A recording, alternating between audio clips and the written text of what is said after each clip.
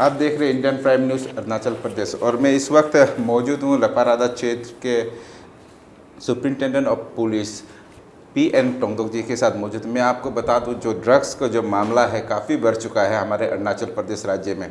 और मैं बता दूं कि अन्य क्षेत्र की तरह यहाँ पे जैसे कैपिटल है आपके चांगलांग नामसाई, वहाँ पे काफ़ी ड्रग्स के मामले बढ़ने के कारण वहाँ के पुलिस काफ़ी चौकन्ना है, जिस कारण वहाँ पे ड्रग्स की जो रैकेट जो चल रहा है उस बहुत कम चल रहा है, क्योंकि उन लोगों के दिल में एक पुलिस का जो डर है उन लोगों का दिल में बैठ गया है। तो मैं जानना चाहूँगा कि हमारे जो लपारादा यहाँ पे भी जो बच्चे हैं काफ़ी ड्रग्स यूज़ कर रहे हैं, ये सुनने में आ रहे हैं। तो मैं पुलिस अध्यक्ष से मैं जानने की कोशिश करूँ कि इस पे यहाँ के लपारादा के पुलिस डिपार्टमेंट क्या कर रहे हैं सर।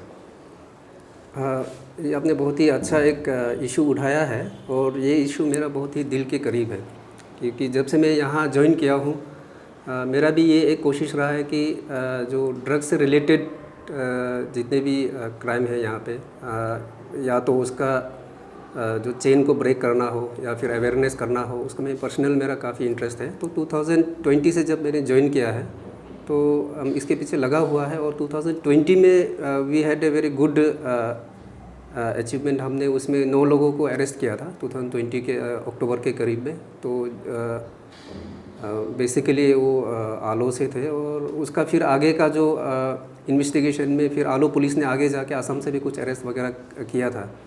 तो उसके चलते हमारा यहाँ पे ड्रग्स थोड़ा सा कंट्रोल में आया था, लेकिन जैसे जैसे ये कोरोना का जो असर है वो घटते गया है, तो अभी ड्रग्स का जो थोड़ा सा इश्यूज़ फिर हमारा डिस्ट्रिक्ट में अभी शुरू हो रहा है। इसमें 2021 में हमने एक पेडलर को पकड़ा था, उसमें एक केस रजिस्टर हुआ था केस।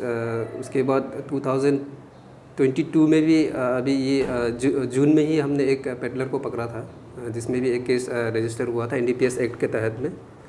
इसके अलावा मेरा जो ज़्यादा फोकस रहा है वो रहा है कि अपने लोगों को अवेयर कराना कि ड्रग्स का जो इश्यूज़ है। हम हमेशा लोगों को, यूथ को बोलते हैं कि हमको ड्रग्स नहीं करना है, लेकिन जो यूथ बिल्कुल अभी नया है उनको पता नहीं है कि क्या नहीं करना है, कैसे नहीं करना है, करने से उसको क्या इशू होता है। तो इस कदम में हमने जो इस पर मार्च 2022 में एडमिनिस्ट्रेशन और जीआरके APWWS के साथ मिलके जितने सारे हमारे जो यहाँ पे सर्कल है उसमें सर्कल लेवल हमने वर्कशॉप्स कराया, वहाँ अवेयरनेस कैंप्स करवाया। फिर उसके अलावा वो हमारा स्टैंड अलोन अपना का था। उसके अलावा फिर जो नशे से आज़ादी पखवाड़ा जो एक पूरे 4th नाइट का यहाँ पे आयोजन हुआ था, उसमें भी हमने बहुत सारे एडमिनिस्ट्रेशन के साथ मिलके बहुत सारा ऐसे अवेयरनेस का कैंप्स करवाया है, लोगों से हमने बात करने की कोशिश की है। तो अभी फ़िलहाल मेरा ये एक टारगेट है कि जो बिल्कुल नया जो लोग आ रहे हैं, हमारे जो नए लोग आ रहे हैं जो हमारा समाज में जुड़ने जा रहा है, तो ऐसे लोग ज़्यादातर हमारे यहाँ पे स्कूल्स में स्थित है। तो मेरा ये एक कम से कम ये टारगेट है कि मैं एटलीस्ट यहाँ के जितने भी सेकेंडरी एंड अबव स्कूल्स या फिर मिडिल स्कूल्स हैं उसको टारगेट कर पाऊँ, उसके साथ लोगों के साथ, बच्चों के साथ बात कर पाऊँ और उसको इल इफ़ेक्ट्स क्या है उसके बारे में बता पाऊँ।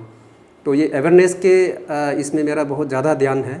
और जो आपने जैसे बताया है कि जो पेडलिंग का जो रास्ता को काटना है या फिर पेडलिंग को जो रोकना है, तो उसके लिए हमारा कुछ अभी इनपुट्स है, कुछ इनपुट्स हम डेवलप कर रहे हैं।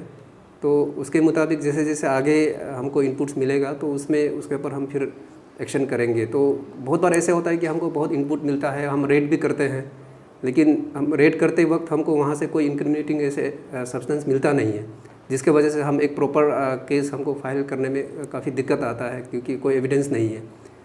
तो इसमें थोड़ा सा काम कर रहे हैं। अभी 3-4 ऐसे मॉड्यूल्स में अभी हमारा काम चल रहा है। एक एंटी ड्रग स्क्वाड भी हमने यहाँ बनाया स्पेसिफिक इसी काम के लिए, जिसमें सब इंस्पेक्टर एक को इंचार्ज करके उसके साथ 2-3 लोगों को लगा के रखा है।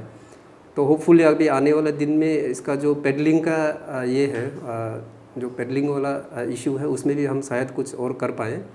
लेकिन मेरा जो लोगों से मैं हमेशा ये विनती करता हूँ, हमेशा आप सबसे रिक्वेस्ट करता हूँ, जब से मैं आया हूँ आप लोगों से हमेशा मेरा यही रिक्वेस्ट रहा है कि एनी इन्फॉर्मेशन जो आपको मिलता है, any information relating to drugs, अगर आपको लगता है कि मेरा पुलिस वाला को आप इतना विश्वास नहीं है तो आप सीधा मुझे दे दीजिए।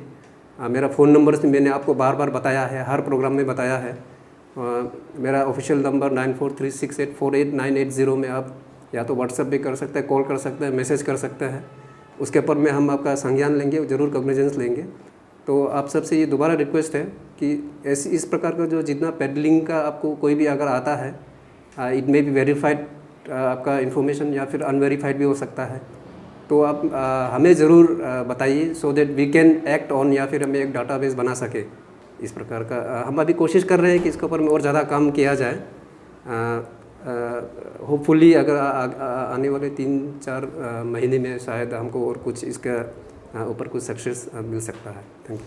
तो सर यहाँ पे जैसे ड्रग्स अगर कहा जाए तो काफ़ी है ड्रग्स, तो जैसे हीरोइन, कोकीन, मारिजुना काफ़ी है, तो बाजार पे किस किस तरह का ड्रग्स आप लोगों ने पकड़ा सर?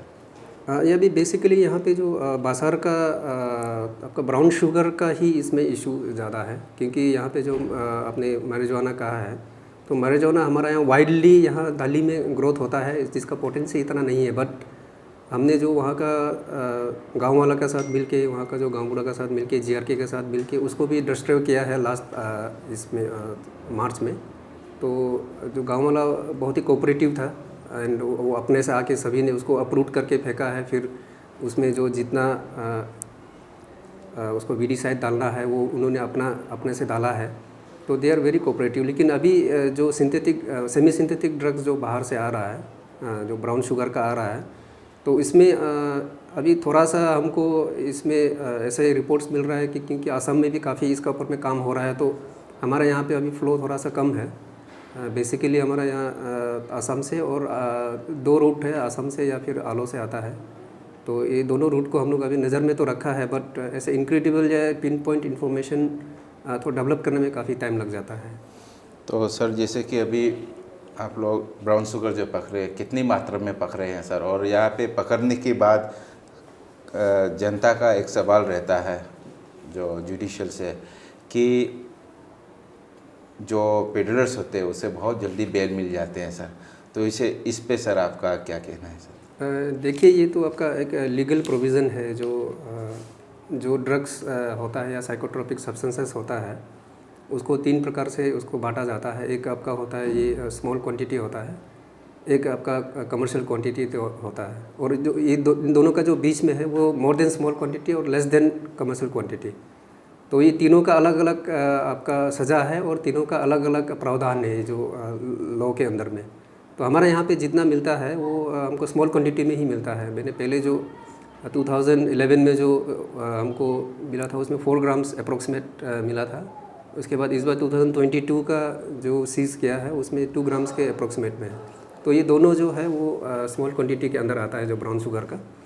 तो जो स्मॉल क्वांटिटी का होता है तो उसका ये जो सज़ा भी कम होता है और उसका जो लीगल प्रोविजंस वो भी होता है। तो जो बेल मिलने का बात है तो वो that is totally on the legal aspect में है। उसको हमारा तरफ से हम ऐसे अपना से हमने किसी को बेल दे दे ऐसा नहीं है। जो लीगल एस्पेक्ट जो लॉ बोलता है उसको हम पालन करना पड़ता है, तो उसमें ये इशू है।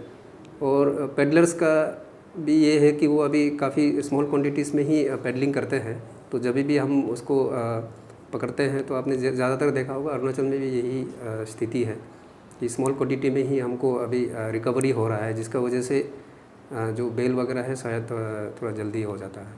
सर अभी जाते जाते जो हमारे जो युवा पीढ़ी है, तो आने वाले जो जनरेशन है सर, तो उसे आपकी तरफ से सर क्या एडवाइस रहेगा उन लोगों को?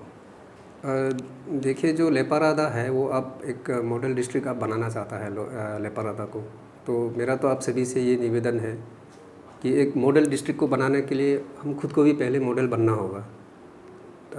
हमारा अपना जो जितना हमारा जो एक्शंस है वो एक्शंस को हमको हमेशा देखना होगा एज ए यूथ, क्योंकि जो यूथ है वही आगे जाके हमारा जो सारा ये सोसाइटी को चलाएगा, हमारा देश को चलाएगा।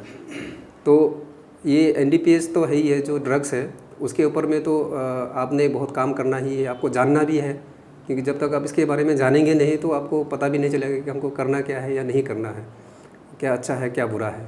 और सेकेंडली यहाँ पे मैं आप लोगों से ये रिक्वेस्ट करना चाहूँगा कि जो लेपारादा है इसको एक आप मॉडल टूरिस्ट हब बना सकता है, क्योंकि यहाँ से आपका जो model tourist hub and agriculture hub both, यहाँ से जो आपका आसाम है, it's only around 68 to 70 kilometres. यहाँ से लिकाबाली के आसपास, जैसे लिकाबाली निकल जाते then you can connect with the rest of the world. तो आपके यहाँ पे मौसम इतना अच्छा है, you can have a very good agricultural जो आउटपुट यहाँ से, क्योंकि जब असम में कुछ नहीं होता है गर्मी की वजह से, आपके यहाँ पे सब कुछ होता है। एंड सेकेंडली आपने nature was very abundant with you all. आपने नेचर आपको इतना अच्छा से, आपको ऐसे सीनिक ब्यूटी दिया है, आपका ऐसा इतना अच्छा आपको जंगल दिया है, पहाड़ दिया है, इतना अच्छा सीनरी दिया है। तो आप इसको एक टूरिस्ट हॉटस्पॉट भी बना सकता है। इसके ऊपर भी मैं यूथ से ये रिक्वेस्ट करूँगा कि इस पे भी ध्यान दिया जाए, क्योंकि आगे आके आपको मालूम है कि you can not depend on government for services या फिर जो भी प्राइवेट कंपनीज़ है। तो जितने लोग अभी हमारा यूथ आगे निकल के आ रहा है, जितने एजुकेट होके आ रहा है, they are not going to get employment. तो हमको इस जो दूसरा एवेन्यूज़ है उसके ऊपर ही ध्यान देना होगा। तो अगर मॉडल डिस्ट्रिक्ट बनाना है आपको वासर को, तो आप जो यूथ्स है आपको ही इस जो रास्ता को पकड़ के आपको ही एक दृढ़ निश्चय करके फिर वो मॉडल डिस्ट्रिक्ट का सपना को पूरा करना पड़ेगा। इसमें हम लोग साथ देने के लिए है आपके साथ। हम लोग हमेशा वी आर ऑलवेज रेडी। और आप लोगों का अगर कोई भी इश्यूज़ होता है, कोई इस डायरेक्शन में अगर आप कोई पॉजिटिव काम करना चाहता है, then I'm always with you all and my department is always with you all. Thank you.